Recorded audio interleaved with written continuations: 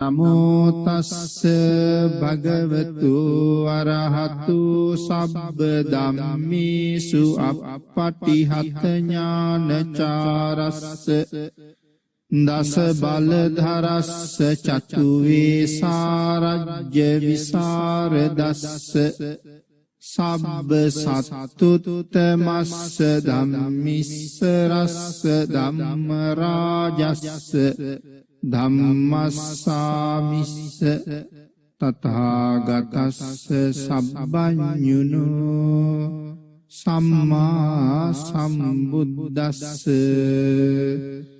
නමෝ තස්ස භගවතු අරහතු සබ්බ ධම්මේසු අප්පටිහත ඥානචාරස්ස දස බලධරස්ස චතු වේසාරජ්‍ය විසරදස්ස සබ්බ සත්තුත්තමස්ස ධම්මිස්සරස්ස ධම්ම රාජස්ස ධම්මස්සාමිස්ස තථාගතස්ස සබ්බඤුනෝ සම්මා සම්බුද්දස්ස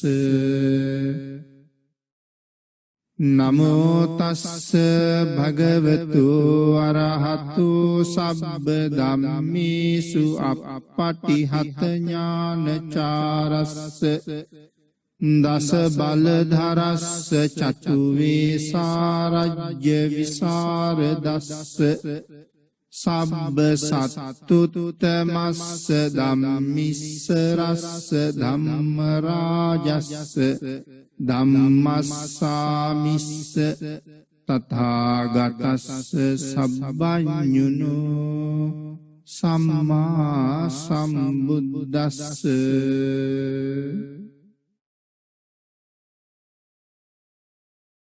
සද්ධර්ම ශ්‍රාවක කාරුණික ගුණගරුක බෞද්ධ පින්නතුනි බොහෝම ශ්‍රද්ධාවෙන් යුක්තව හැම කෙනෙක්ම සූදානම් වෙන්නේ තිලෝගුරු සම්මා සම්බුදුරජාණන් වහන්සේ ලෝක සත්වයන් කෙරෙහි අසීමිත දයාවෙන් අනුකම්පාවෙන් යුක්තව අවබෝධ කරගෙන දේශනා කොට වදාළ පරම ගම්බීර වූ ශ්‍රී සද්ධර්ම රත්නයෙන් ඊතා පුංචි කොටසක් දේශනා කරවගෙන ධර්ම ගෞරවය පෙරදරි කරගෙන දේශනාගත ධර්මයේ ශ්‍රවණය කරන්නත් එසේ ධර්ම ශ්‍රවණය කිරීමෙන් ලැබෙන අවවාද අනුශාසනා තම තමන්ගේ ජීවිතවලටත් එකතු කරගෙන මෙලව ජීවිතයේ වඩාත් නිවැරදි කරගෙන නිවැරදි වුණ මෙලව ජීවිතයක් තුලින් සුගතිගාමී වූ පරලොව ආයති භවයකින් සැනසීලා අවසානයේ ප්‍රාර්ථනා කරන බෝධියෙන් සැප සහිත ප්‍රතිපදාවෙන් උතුම් චතුරාර්ය සත්‍ය ධර්මය අවබෝධ කරගෙන සසරින් එතර වීමේ පරමාර්ථයත් ඇතුවයි. පින්නතුනි අද මේ උතුම් වූ ධර්ම දානමය පින්කම මේ පින්නතුන් සම්පූර්ණ කරගන්න සූදානම් වෙන වෙලාවේ ධර්ම දේශනාවේ මාතෘකාව හැටියට අද අපි දේශනා කරන්න බලාපොරොත්තු වෙන්නේ පහුගිය දේශනාවලින් ඉතුරු වෙච්ච කොටස උතුම් වූ කරණීය මත්ත සූත්‍ර දේශනාවේ අවසාන දේශනාව තමයි මේ පින්නතුන්ගේ දායකත්වයෙන් සිදු කරන්න බලාපොරොත්තු වෙන්නේ. උතුම් වූ කරණීය මත්ත සූත්‍ර දේශනාව ඇසුරු කරගෙන ධර්ම දේශනා 13ක් මේ වෙනකොට සිදු කරන්න යෙදුණා. අවසාන දේශනාව 14 වෙනි ධර්ම දේශනාව. පින්නතුනි පහුගිය දේශනාවේ අපි පැහැදිලි කළා අපේ බුදුරජාණන් වහන්සේ මේ මෛත්‍රිය පිළිබඳව කරුණු දක්වනකොට මේ සූත්‍රය තුල ඒ පිළිබඳව කරුණු පැහැදිලි කරලා තියෙන හැටි විශේෂයෙන් මෛත්‍රියේ සීමාව කොපමණද කියන කාරණාව, දිසා අනුව මෛත්‍රී වැඩීම කියන කාරණාව අපි විශේෂයෙන් සාකච්ඡා කළා. මේ වෙලාවේ දේශනාවේ සම්බන්ධය ගොඩනැගීම නිසා බුදුරජාණන් වහන්සේ පෙන්නපු මෛත්‍රියේ සීමාව මොකක්ද කියලා අපි ආයෙත් සිහිපත් කළොත් මේ සූත්‍රයේ සඳහන් වෙනවා මාතා යතා නියම් පුත්තං ආයුසා ඒක පුත්ත මනුරක්ඛේ ඒවම්පි සබ්බ භූතේසු මාන සම්භාවයේ අපරිමාණ. පිනතුනි මාතා යතා නියම් පුත්තං එකම දරුවෙක් ඇති මවක් තමන්ගේ ඒ දරුවා ආරක්ෂා කරගන්න යම්සේ ජීවිතයේ පරදුවට තියලා කටයුතු කරනවද, අන්න ඒ වගේම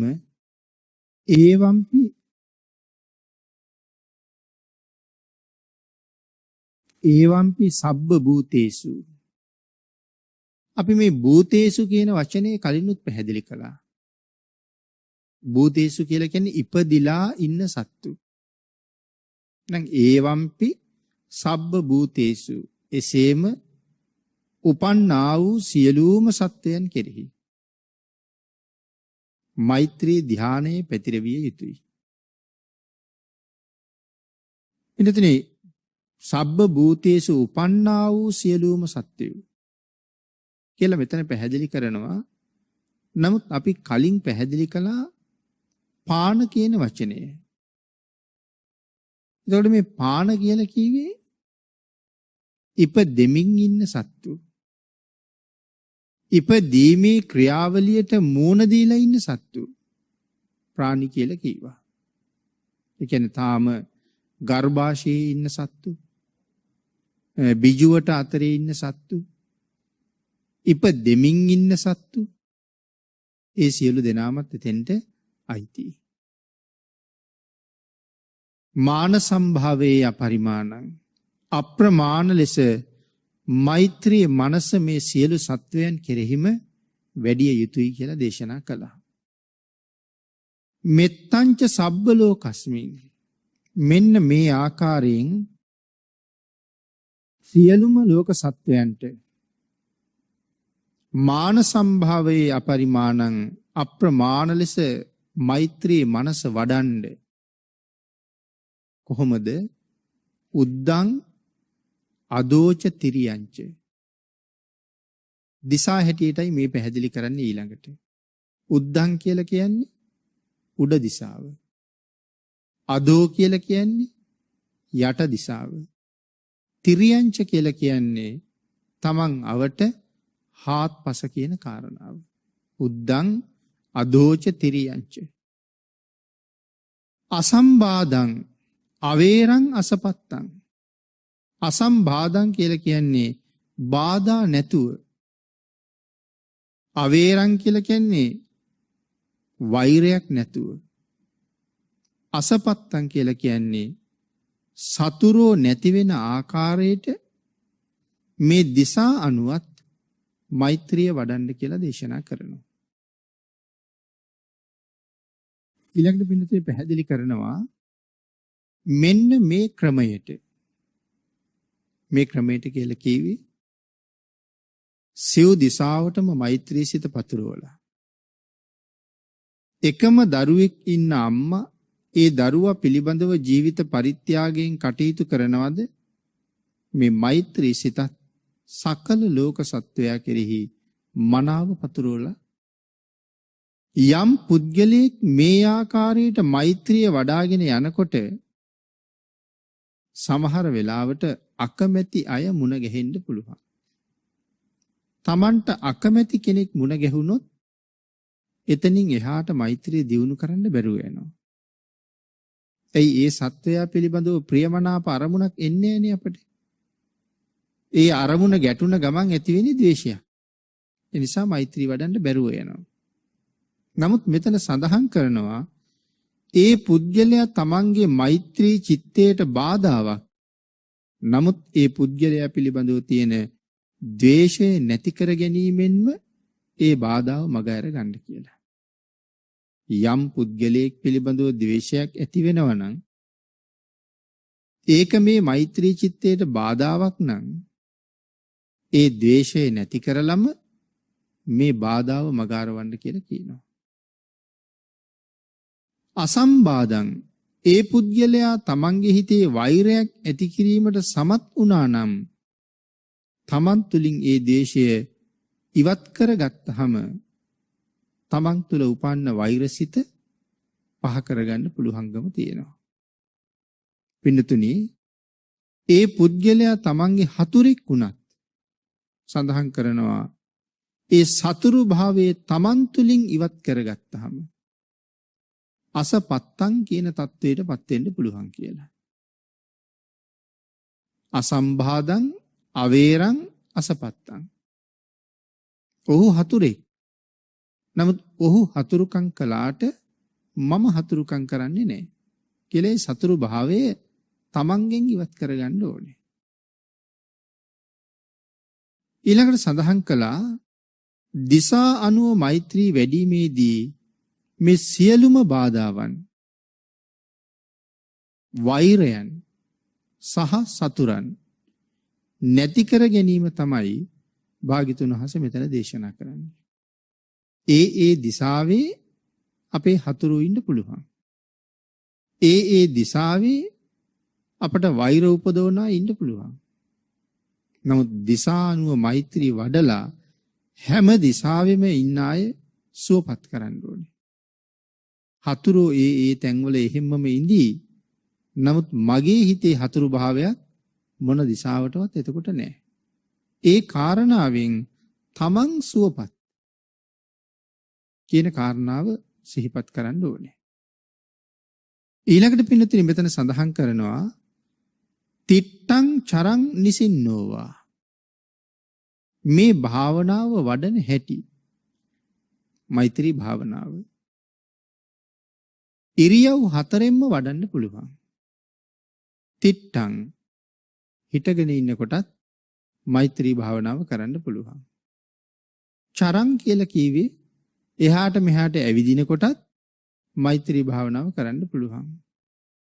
නිසින්නෝවා යම් තැනක ඉඳගෙන ඉන්න වෙලාවෙත් මෛත්‍රී භාවනාව කරන්න පුළුවන්. සයානෝවා නිදාගෙනත් මෛත්‍රී භාවනාව කරන්න පුළුවන්. හිටගෙන ඉන්න ගමන්, ඇවිදින ගමන්, ඉඳගෙන ඉන්න ගමන්, නිදාගෙන ඉන්න ගමන් මෛත්‍රී භාවනාව කරන්න පුළුවන්. හැබැයි සඳහන් කරනවා යාව තස්ස විගත මිද්දෝ. මේ නිදාගෙන ඉන්නකොට මෛත්‍රී භාවනාව කරන්න කීවට යාව තස්ස විගත මිද්දෝ. යම් තාක් නිදිමත නැද්ද ඒ තාක් නිදාගෙන මෛත්‍රී භාවනාව කරන්න පුළුවන්. නිදිමත ආව භාවනාවක් කෙරෙන්නේ නැහැ, නිින්ද යනවා. ඒකයි සඳහන් කළේ යම් තාක් නිදිමත නැද්ද ඒ තාක් භාවනාව වඩන්න. හොඳටම නිදිමත වෙලා යහනට ගිහිල්ලා මෛත්‍රී භාවනාව වඩන්න ගත්තට ඒක සාර්ථක වෙන්නේ නැහැ කියන කාරණාවයි මේ සඳහන් කරලා තියෙන්නේ. ඊළඟට පින්නතුනි පැහැදිලි කරනවා මෛත්‍රිය කළ යුතු ඉරියව් සහ වේලාවන් භාග්‍යතුන් වහන්සේ මෙතනදී ඉතුරු නොකරම දේශනා කළා කියලා. මේ ක්‍රම 4 ඔස්සේම මෛත්‍රිය වඩන්න පුළුවන්. ඉතින් මේ ක්‍රම 4ට අමතරව අපි ඉන්න තව ක්‍රමයක් නැහැනේ. එක්කෝ හිටගෙන ඉන්නවා, එහෙම නැත්නම් ඇවිදිනවා. එහෙම නැත්නම් ඉඳගෙන ඉන්නවා, නැත්නම් නිදා ගන්නවා. ඉතින් ඉතුරු නොකරම දේශනා කළා කියලා කියන්නේ ඒකයි.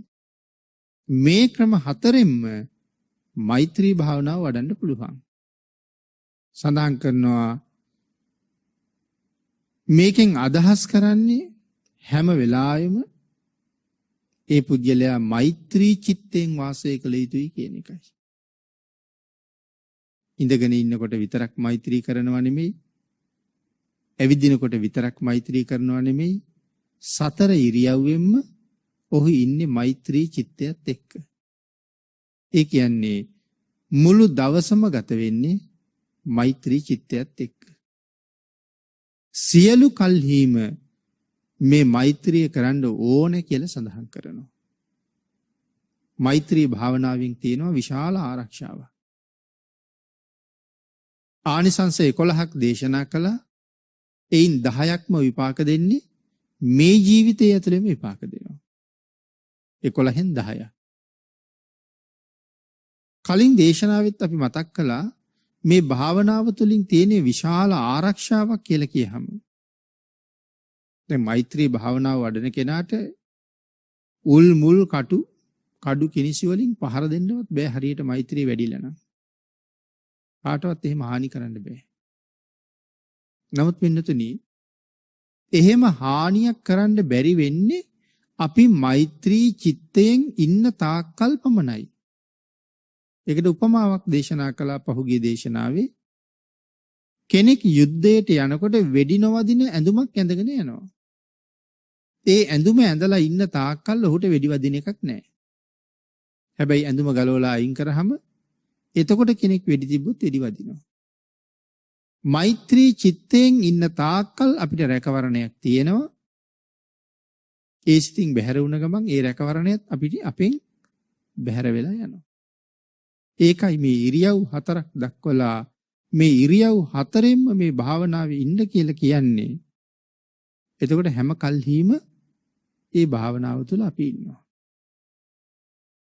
ඒතං සතින් අදිට්ඨෙය්‍ය මෙන්න මේ වගේ මෛත්‍රී භාවනා අදිෂ්ඨානයෙන් ඉන්නව නම් යම් පුද්ගලෙක් බ්‍රහ්මමේතං විහාරං ඉදමාහු. ඔහු හරියට මහා බ්‍රහ්මයෙක් වගේ ජීවත් වෙන කෙනෙක්. ආර්යයන් වහන්සේලාගේ වාසය කිරීම ඔහු සතුයි.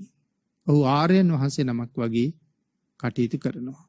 පින්නතුනි සතර බ්‍රහ්ම විහරණවල මුලින්ම තියෙන්නේ මෙත්තා, මෛත්‍රිය. එතකොට මේ ಗುಣ හතර තියෙනවා කියලා අපි සඳහන් කරන්නේ මහා බ්‍රහ්මයා ළඟ.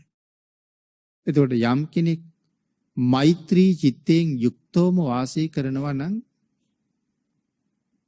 මේ බ්‍රහ්මයෙක් වගේ බ්‍රහ්මමේතං විහාරං ඉදමාහු බ්‍රහ්මයෙක් වගේ ජීවත් වෙනවා කියලා කියන්නේ.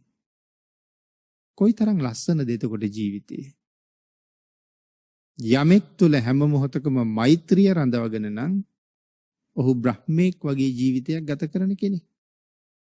බඹලෝ යන්න කලින්ම බ්‍රහ්මයෙක් වගේ කෙනෙක්.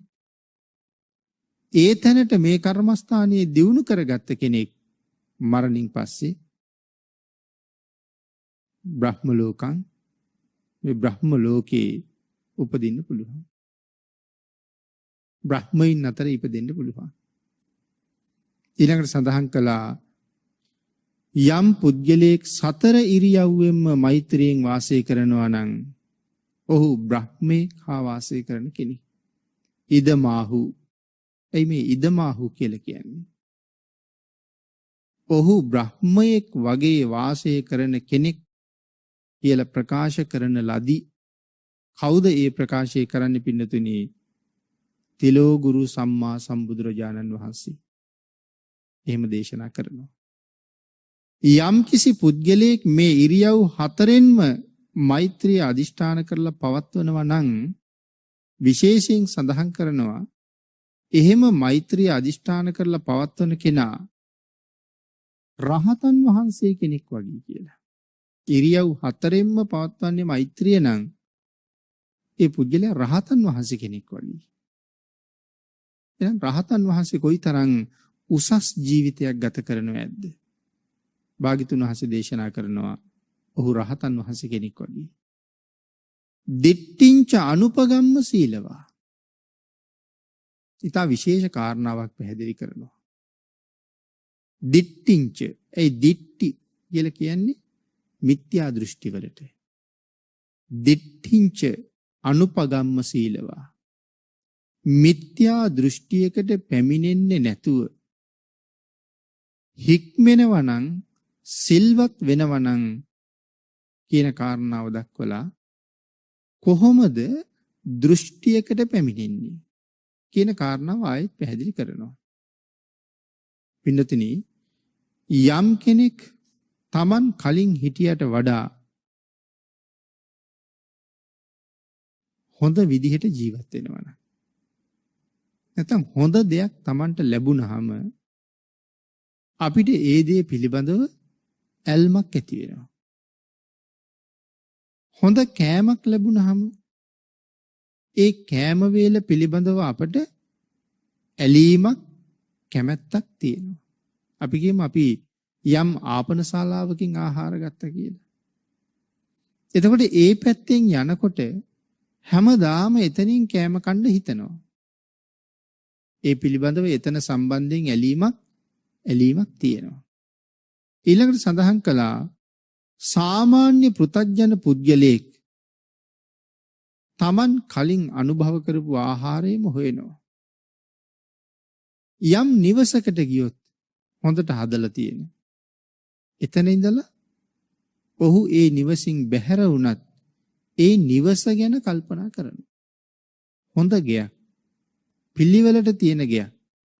හොඳට සැලසුම් කරලා හදපු ගයක්. මමත් එහෙම හදන්න ඕනේ. ඒ වාගේ ඒ නිවස පිළිබඳව ඇලීමක් ඔහුට තියෙනවා. කැමති ආහාර හොයන්න බොහෝසේ උත්සාහ දරනවා. ඒ නිසා සඳහන් කළා පින්නතිනි ඇලීමක් තියෙනවා. ඒ ඇලීම සැපයි කියලා හිතනවා. සැප සහිත අරමුණ. මොකක්ද?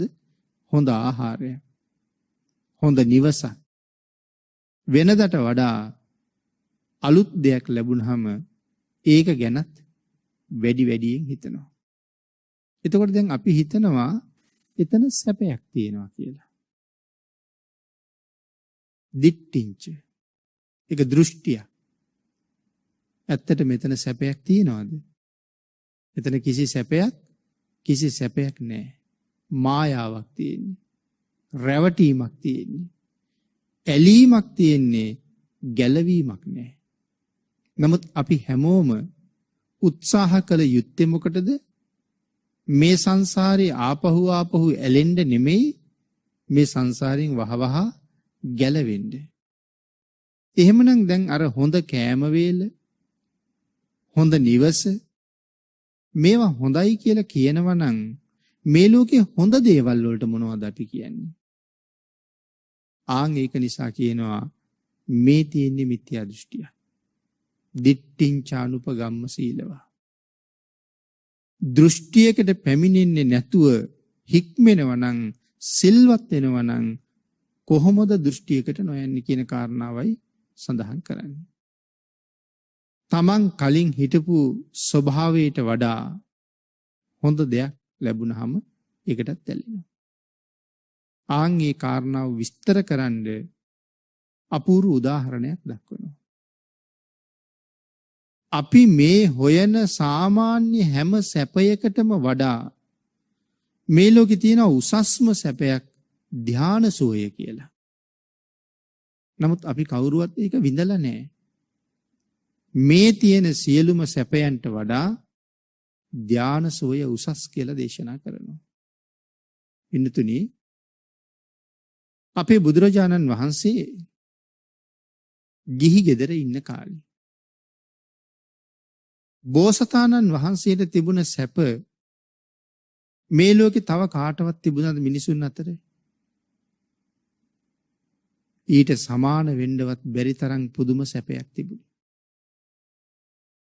ඒ සැපයන් පිළිබඳව නොයෙක් දේශනාවල් වලින් අපේ පින්නතුන් අහලා තියෙනවා. සුද්ධෝදන මහරජුරු විතරක් නෙමෙයි දෙවිවරුත් උන්වහන්සේගේ සැපය උදෙසා කටයුතු කළා. ඒ දෙවියෝ පොකුණක් හදලා දුන්නා. පැම් පහසු වෙන්න ජල ක්‍රීඩා කරන්න කුඩා කාලේ. තවත් නොයෙක් උදව් කරපු අවස්ථා තියෙනවා. නමුත් නිසි වයසට ආවට පස්සේ මහා බෝසතාණන් වහන්සේ කල්පනා කරනවා මේ මාලිගාවේ කිසි සැපයක් නැහැ. මාලිගා කීයක් තිබුණද?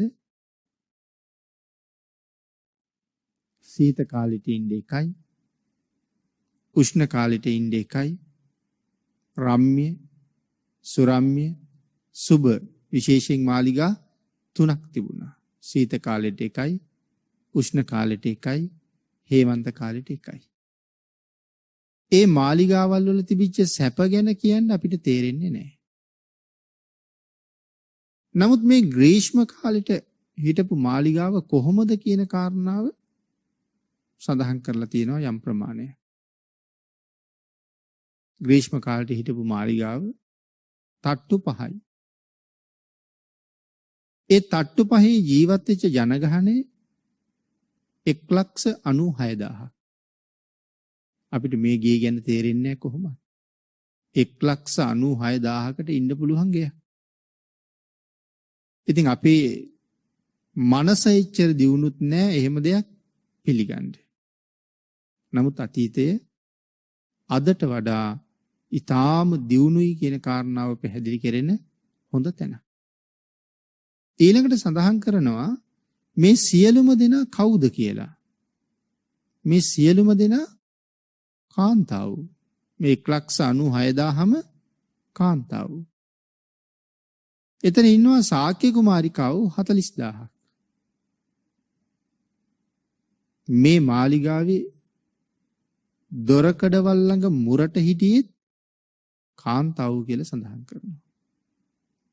සම්පූර්ණ පිරිමි අයගෙන් තොරයි. සුද්ධෝදන මහරජුරු මෙවන් සැපයක් වෙනත් පිරිමියෙක් දකින්නවත් එපා කියලා තමයි මුරකාවලට පවා කාන්තාවම තියලා තියෙන්නේ.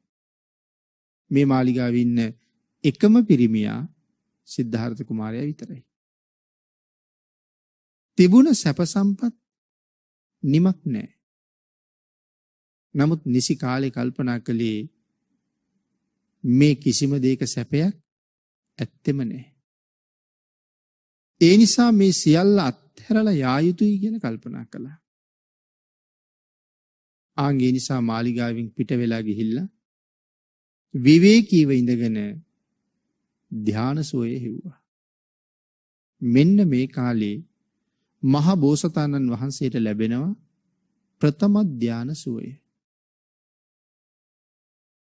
දේශනා කරනවා ඒ ප්‍රථම ධාන සෝය දිව්‍ය ලෝක සෝයට වඩා උතුම් කියලා. ප්‍රථම ධාන සෝය. එතකොට එහෙනම් ဒုတိ ය ධානය, තෘතීය ධානය, චතුර්ථ ධානය මේ වාගේ ධාන මට්ටම් වලින් ඉහළට යනකොට තියෙන සැපයක් ගැන අපිට කතා කරන්නවත් තේරෙනවද? ප්‍රථම ධාන සෝය දිව්‍ය ලෝක සෝයට වඩා උතුම් නම් භාග්‍යතුන් වහන්සේ ඔක හොඳට පැහැදිලි කළා පින්නතුනි මාගන්ධිය කියන බමුණට. බුදුරජාණන් වහන්සේට හුඟක් දොස් කියපු කෙනෙක් මාගන්ධිය බ්‍රාහ්මණය. මේ මාගන්ධිය බ්‍රාහ්මණය කියලා කියන්නේ අර මාගන්ධියා කියපු කාන්තාවට නෙමෙයි. මාගන්ධිය නම් වූ පිරිමි බ්‍රාහ්මණයෙක් ගැන කියන්නේ. ඇයි මේ බමුණ බුදුරජාණන් වහන්සේට දොස් කියන්නේ? බුදුරජාණන් වහන්සේ අහුවා ඇයි මට බනින්නේ කියලා. මාගන්ධී කියනවා මිනිස්සුන්ට ඇස් ලැබිලා තියෙන්නේ ලෝකේ බලන්න. මිනිස්සුන්ට කන් ලැබිලා තියෙන්නේ බොහොම ප්‍රියමනාප දේවල් අහන්න. ශබ්ද අහන්නයි කන් ලැබිලා තියෙන්නේ. එවනම් කන, කට, නාසය, ශරීරය මේ ඉන්ද්‍රියන් ලැබිලා තියෙන්නේ සැප විඳින්න මිසක් පාලනය කරගෙන හංගගෙන තියාගෙන ඉන්න නෙමෙයි. මේ ඉන්ද්‍රියන් ලැබිලා තියෙන්නේ සැප විඳින්න. එතකොට බ්‍රාහ්මණයා බණිනවා ඔබ වහන්සේ යම් තැනක දේශනාවක් කළොත් මිනිස්සුන්ට කියන්නෙම ඇහැ පාලනය කරන්න කියලා. කන පාලනය කරන්න කියලා. දිව පාලනය කරන්න කියලා. එතකොට මිනිස්සුන්ට මේ ලෝකේ ලබන්න තියෙන සැපය ඔබ වහන්සේ විසින් නැති කරනවා. මේ ඉන්ද්‍රියන් අරගෙන ඇවිල්ලා තියෙන සැප විඳින්න. නමුත් භාග්‍යතුන් වහන්සේ විසින් ඒ සැපය නැති කරනවා කියලා බුදුරජාණන් වහන්සේට චෝදනාවක් කරනවා වෘද්ධි නාශකය කියලා. මිනිස්සුන්ගේ දියුණුවට බාධා කරන්න කියලා චෝදනා කරනවා. ඉතින් බුදුරජාණන් වහන්සේ බ්‍රාහ්මණයාගේ චෝදනාව අහගෙන ඉඳලා බ්‍රාහ්මණයාගෙන් අහනවා හොඳයි. දැන් ඔබලා කියන්නේ ඇහැ වඩන්න කියලානේ. භාග්‍යතුන් වහන්සේ පාලනය කරන්න කියනවා. මේගොල්ලෝ ඇහැ වඩන්න කියලා කියනවා. භාග්‍යතුන් වහන්සේ අහනවා මාගන්දියේ දැන් රූප බලලා රූප හොයලා රූප රස විඳලා රූපයෙන් මත් වෙලා ඉඳලා රූපේ ආදීනව දකින අය ගැන මොනවද ඔයගොල්ලන්ගේ ධර්මයේ දේශනා කරලා තියෙන්නේ? දැන් මාගන්දි කියන අපේ ධර්මයේ නම් ඇහැ පාලනය කරන්න කියන්නේ රූප බලන්න, රූප හොයන්න, රූප රස විඳින්න, දැක්කේ නැති රූප හොයා ගිහිල්ලා බලන්න. අපි නම් කියන්නේ එහෙමයි. දැන් ඒතකොට මාගන්දියලා මොකද්ද බලාපොරොත්තු වෙන්නේ? ඒ රූප දැකලා බලලා ලබන සතුට ගැන නෙමෙයි කතා කරන්නේ. සැපය ගැන. ඒතකොට භාග්‍යතුන් වහන්සේ ඒ සැපයට කියන්නේ ඒක සැපයි කියලා හිතනවා නම් ඒක මිත්‍යා දෘෂ්ටියක් කියලා. ඉතින් බමුණගෙන් ඒ හින්දා ඇහුවා. රූප හොයලා, රූප බලලා, රූප රස විඳලා, රූප තණ්හාවෙන් මත් වෙලා ඉඳලා ආදීනව දකින්න අයට මොකද කියන්නේ? බ්‍රාහ්මණය කතා කළේ නෑ. අන්න ඒ වෙලාවේ තමයි සඳහන් කරේ බ්‍රාහ්මණය මේ පංචකාමයේ දුකයි කියලා මම නිකන්ම දේශනා කරලා නෑ. මම තරම් පංචකාමයක් විඳපු මිනිහෙක්, ඒ කියන්නේ බෝධිසත්ව අවදී ගැන කියන්නේ. මම තරම් පංචකාමයේ විඳපු කෙනෙක් මේ ලෝක ධාතුවේ වෙන නෑ කියලා සඳහන් කරන්නේ මිනිස්සු අතර. ඒ තරම්ම උසස් සුවයක් මට තිබුණා. හැබැයි මට තේරුණා සුවය තියෙන්නේ එතන නෙමෙයි කියලා. සැප කියන්නේ මේකට නෙමෙයි කියලා. ආන් ඒක නිසා මම ඒ සියලු ලෞකික සැප අත්හැරලා ඒ ගිහි ගෙදරින් ආවා. මාගන්දියේ ගෙදර කිසි සැපක් නැහැ. එයින් එළියට බැහැලා ආවට පස්සේ මට හම්බුණා විවේකයෙන් උපන් ධාන සෝය. මාගන්දිය ප්‍රථම ධානය දිව්‍ය ලෝක සෝයට වඩා උතුම්. ආන්ගේ කාරණාව භාග්‍යතුන් වහන්සේ මාගන්දියට දක්වලා මාගන්දියගෙන් අහනවා මාගන්දිය ඔය ගිහි ජීවිතයේ සැපයි නැත්නම් ඔය පංචකාම සහිත ජීවිතයේ සැපයි කියලා පොඩි දෙයක් තිබුණා නැත්නම් සැපයක් ඒ තුල තිබුණා නම් මම ඒක අත්හරින්නේ නෑනේ. මම ඒක දුකයි කියලා කියන්නේ නෑනේ. මහබෝසතාණන් වහන්සේගෙන් ඒක අත්හැරලා යනවා. නමුත් දුකයි කියලා කියන්නේ නෑනේ පංචකාමයේ. සැපයක් තියෙනවා නම්. නමුත් කොතනවත් දේශනා කරලා තියෙනවද පංචකාමයේ සැපයි කියලා? කොතනවත්ම දේශනා කරලා නෑ පංචකාමයේ සැපයි කියලා. හැම තැනම තියෙන්නේ පංචකාමයේ දුකයි කාම වස්තු වලින් ඈත් වෙන්න කියලා. එතකොට බ්‍රාහ්මණයට කියනවා බ්‍රාහ්මණය දැන් මම ඒ පංචකාමයේ අත්හැරලා ආවට පස්සේ මට ලැබුණ විවේකයෙන් උපන් ධානසුවය ඒ ධානසුවය දිව්‍ය ලෝක සුවයට වඩා උසස්. නමුත් ඒ උසස් සුවය මට ලැබුණේ පංචකාමයේ තුල හිටපු නිසාද? නෑ, අත්හැරලා ආපු නිසා. ආන් ඒ හින්දා බ්‍රාහ්මණය මම කවදාවත් මිනිස්සුන්ට කියන්නේ පංචකාමයේ විඳපල්ලා කියලා. මම ඒක අත්හැරලා ඇවිල්ලා සැප විඳ මං කොහොමද මිනිස්සු දුකට ඇදලා දාන්නේ?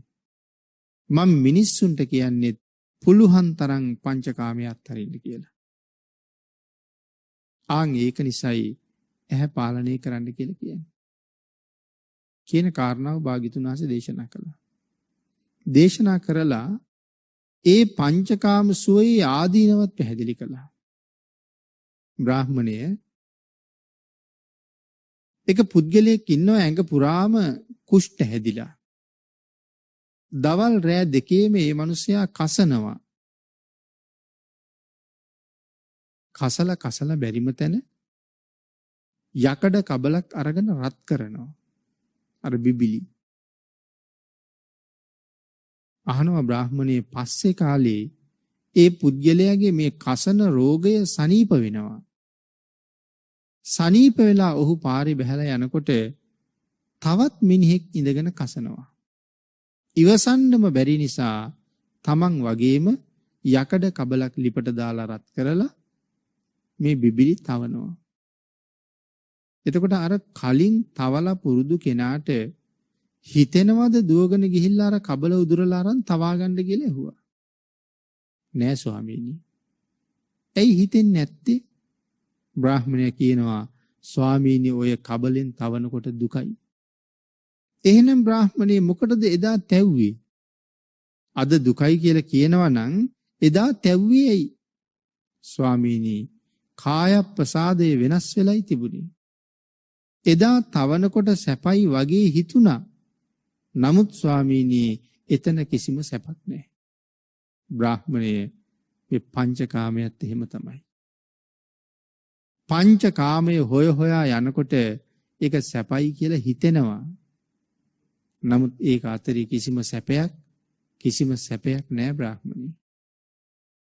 කියන කාරණාව බ්‍රාහ්මණයට පැහැදිලි කරලා භාග්‍යතුන් වහන්සේ දේශනා කරනවා අන්න එහෙමනම් මිනිස්සුන්ට පංචකාමී ඇලිලා ගෙලිලා ඉන්න කියලා මම කීවොත් එහෙම ඒ මිනිස්සුන්ට හැමදාම දුකේ ඇලිලා ගෙලිලා ඉන්න කියලායි මම කියලා තියෙන්නේ.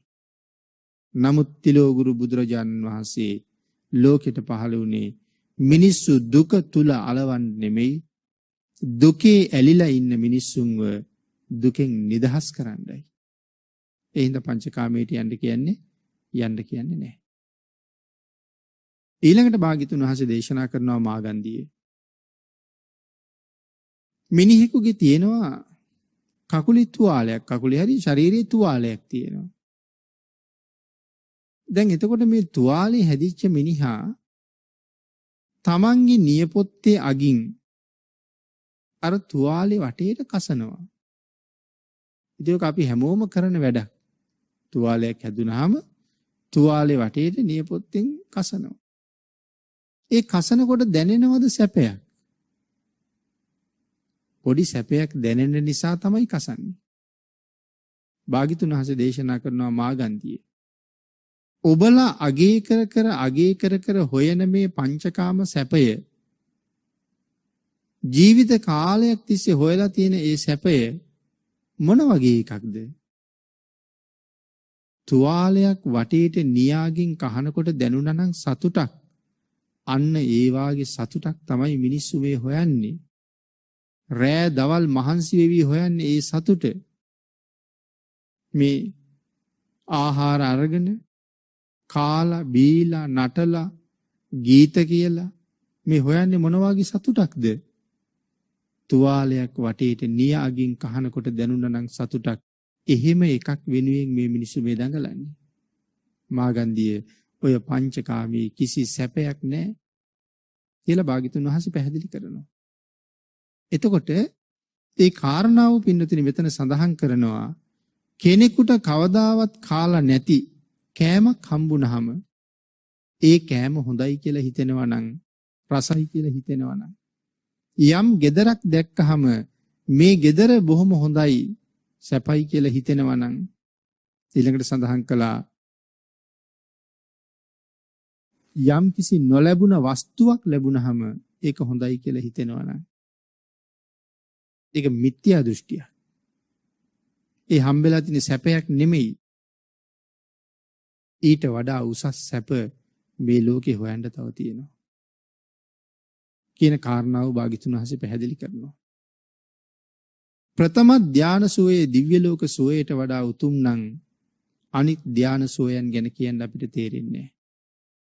අපේ භාග්‍යතුන් වහන්සේ දේශනා කළා දිට්ඨිංච අනුපගම්ම සීලවා දස්සනේන සම්පන්නෝ. ඒ කියන්නේ පින්නතුනි අන්න එහෙම ඒ පුජ්‍යලයා මනාව හික්මුණොත් දර්ශන සම්පත්තිය ඔහුට ලැබෙනවා. පංචකාමයෙන් ඈත් වෙලා මනාව හික්මෙන්න පටන් ගත්තොත් ඔහුට දර්ශන සම්පත්තිය ලැබෙනවා කියලා කිව්වා. මොකද්ද මේ දර්ශන සම්පත්තිය කියලා කියන්නේ? උතුම් වූ රහත් බව ලැබෙනවා කියලා. ඒ පංචකාමයෙන් ඈත් වුණාම. ඒ නිසා සඳහන් කළා එහෙම උතුම් රහත් බව යමෙක් ලැබුවොත් කාම වස්තුන්ගෙන් ඈත් වෙච්ච නිසා එහෙනම් රහත් බව ලබන්න නම් අනිවාර්යයෙන්ම මොකද්ද කරන්න ඕනේ? කාම වස්තුන්ගෙන් අයින් වෙන්නම වෙනවා. තමන්ට තමන් පිළිබඳව තියෙන ඇලීම අයින් කරගන්නත් ඕනේ. තමන්ට අනුන් පිළිබඳව තියෙන ඇලීම අයින් කරගන්නත් ඕනේ. අම්මා තාත්තා, ස්වාමියා බිරිඳ, දරුවෝ, දැරියෝ, හිතවත් අය, ඥාතීන් මේ හැමෝම පිළිබඳව තියෙන සියලු බැඳීම් නැත්තටම නැති කරපු දාට තමයි මේ දර්ශන සම්පත්තිය හම්බ වෙන්නේ. කාමේසු විනෙය්‍ය ගේදං, කාමයන්හි දැඩි ගිජු බව යම් දවසක නැති කරලා දැම්මොත් නහි ජාතු ගබ්බසෙය්‍යං පුනරේති. ඒ පුජ්‍යලයා නැවත කවදාවත් නහි ජාතු ගබ්බසෙය්‍යං මේ ගැබක සයනය කරන්න කවදාවත් එන්නේ නැහැ. ඒ කියන්නේ ආයෙ උපදින්නේ නැහැ කියන එකයි. පංචකාමයෙන් ඈත් වෙච්ච කෙනා මේ සසර ගමන වේගින් යනවා. මේ සංසාරේ වේගින් කෙටි කරනවා. සතර අපායෙන් ඉක්මනට ඈත් වෙනවා. ඔහු නිරේ පැත්තට යන්නේ නැතුව නිවන පැත්තට යනවා. පංචකාමයේ සැපයි කියලා හිතා ඉන්න අපි නිවන පැත්තට යනවට වඩා වේගෙන් නිරේ පැත්තට යනවා. අපිට එදිනෙදා වැඩක් කරගන්න කාලයක් නැහැ නේ පින්නතුනි. කාලෙ මදි. පින්කමකට යන් කියලා කිව්වොත් වෙලාවක් නැහැ. සිල් ගන්න යන් කියලා කිව්වොත් වෙලාවක් නැහැ. ගුණයක් පුරන කටයුත්තකට යන් කිව්වොත් වෙලාවක් නැහැ. වෙලාවක් තිබුණොත් එන්නම් කියලා කියන්නේ. පුළුවන් වුණොත් එන්නම් කියලා කියන්නේ. මේ සසර සුවපත් කරන කාරණාවට එන්න වෙලාවක් නැත්තේ පංචකාමයට ඇලෙන්න තියෙන නිසානේ. තාම හරි හම්බ කරගන්න තියෙන නිසානේ. එහෙමනම් අපි වැඩියෙන් යන්නේ කොහාටද? නිරේ පැත්තට. අඩුවෙන් තමයි නිවන පැත්තට යන්නේ. දවසට පැය 24ක් තියෙනවා. පැය 24න් පැයක් දෙකක් ඕනනම් බුදුන් වැඳලා බණ අහයි. ඉතුරු පැය 22ම මොකද්ද කරලා තියෙන්නේ? ඉතුරු පැය 22ම ඉඳලා තියෙන කාම සම්පත්තිය. ඉතින් පැය 24න් පැය දෙකක් පින් කරලා පැය 22ක් කාම සම්පත් එක්ක ඉඳලා කෙලෙස් එකතු කරලා පැය දෙකක් නිවන පැත්තට ගිහිල්ලා පැය 22ක් නිරේ පැත්තට ගිහිල්ලා අපිට පුළුවන් වෙයිද සසර කෙටි කරන්න? පංචකාමයෙන් වහාම ඈත් වෙච්ච කෙනා දර්ශන සම්පත් ලබනවා කියලායි භාග්‍යතුන් වහන්සේ දේශනා කළේ. එහෙමනම් මේ උතුම් සූත්‍රයට අනුව හරියටම කටයුතු කරාම රහත් වෙනවා කියලා කියන්නේ. එහෙම නැත්නම් අඩුම තරමේ අනාගාමී භාවයවත් ලබනවා. මේ සූත්‍රයට අනුව ජීවිතේ පවත්වන්න කටයුතු කළොත් මෙන්න මේ සූත්‍ර දේශනාවෙන් අපිට පැහැදිලි කරනවා බුදුරජාණන් වහන්සේ පෘතජ්ජන භාවයේ ඉඳලා කෙමෙන් කොහොමද අරහත්ත්වේ කරා යන්නේ කියලා. පෘතජ්ජන භාවයේ ඉඳලම පැහැදිලි කරලා තියෙනවා. එමනම් පින්නතුනි ධර්ම දේශනාවට තියෙන කාලයත් නිමා වෙලා තියෙනවා. කරණීය මත සූත්‍ර දේශනාවෙන් සිදු කරපු අන්තිම ධර්ම දේශනාවත් වෙනවා මේ දේශනාව.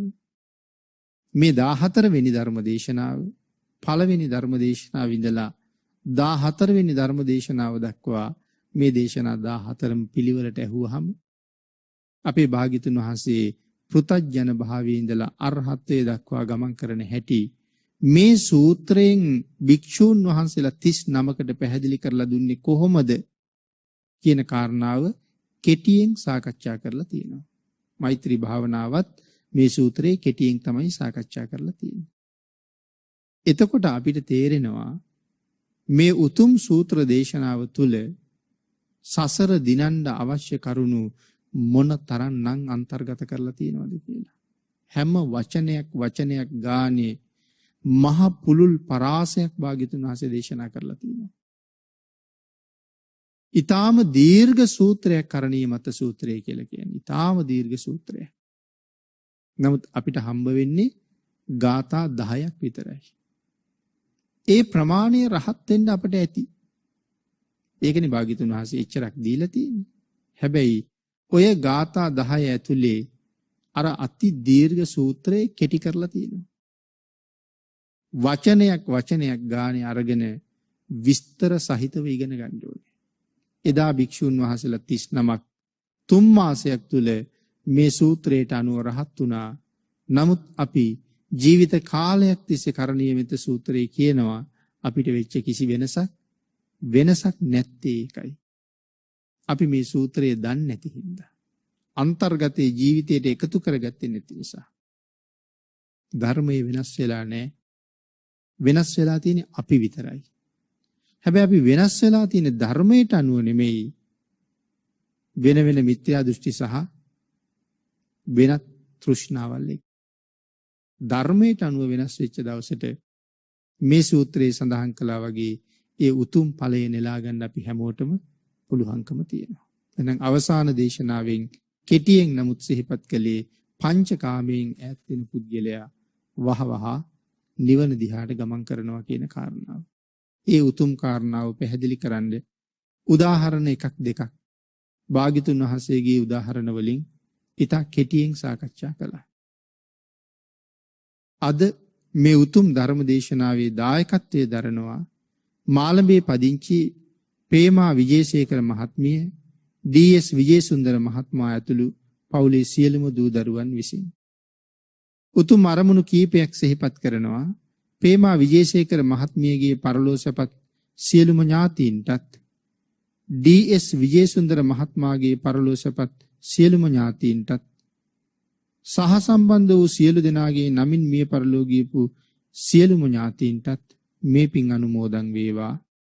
ප්‍රේමා විජේසේකර මහත්මිය, ඩී.එස්. විජේසුන්දර මහත්මයා විදේශගතව සිටින දරුවන් ඇතුළු සියලු දරුවන්ට, ලේලිවරුන්ට, බෑනාවරුන්ට, මුණුබුරු මිනිබිරියන්ට සියලු දෙනාටම ත්‍රිවිධ රත්නේ හා සියලු දෙවි රැකවරණේ ප්‍රාර්ථනා කරන අතර අද දින සිය ජන්ම දිනයේ සමරන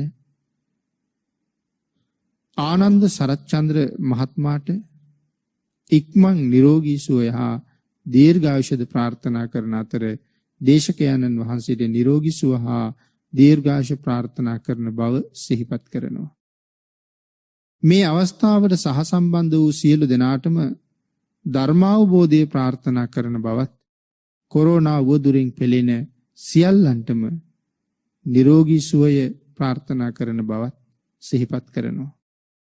ප්‍රේමා විජේසේකර මහත්මිය, ඩී.එස්. විජේසුන්දර මහත්මයා ඇතුළු දුව දරුවන් විසින් පින් අනුමෝදන් කළ සියලු දෙනාටම පින් අනුමෝදන් වේවා. ආශිර්වාද කළ සියලු දෙනාටම රත්නත්‍රී ආශිර්වාදයෙන් නිදුක් නිරෝගී භාවයේ චිරජීවනයේ උදා වේවා. අපි හැම කෙනෙකුටම ඊ타ම ඉක්මන් භවයක ඊ타මත්ම කෙටි කාලයකින් සැප සහිත ප්‍රතිපදාවකින් උතුම් චතුරාර්ය සත්‍ය ධර්ම අවබෝධය සඳහා සද්ධර්ම දානානිසංසයත් සද්ධර්ම ශ්‍රවණානිසංසයත් හේතු වාසනා වේවා කියලා ප්‍රාර්ථනා කරමු. ආකාසට්ඨා ච බුම්මට්ඨා දේවා නාග මහිද්దికා පුඤ්ඤන්තං අනුමෝදිත්වා චිරං රක්ඛන්තු ලෝක සාසනං දේවෝ වස්සතු කාලේන සස්ය සම්පත්ති හේතුච පීතෝ භවතු ලෝකෝ ච රාජා භවතු ධම්මිකෝ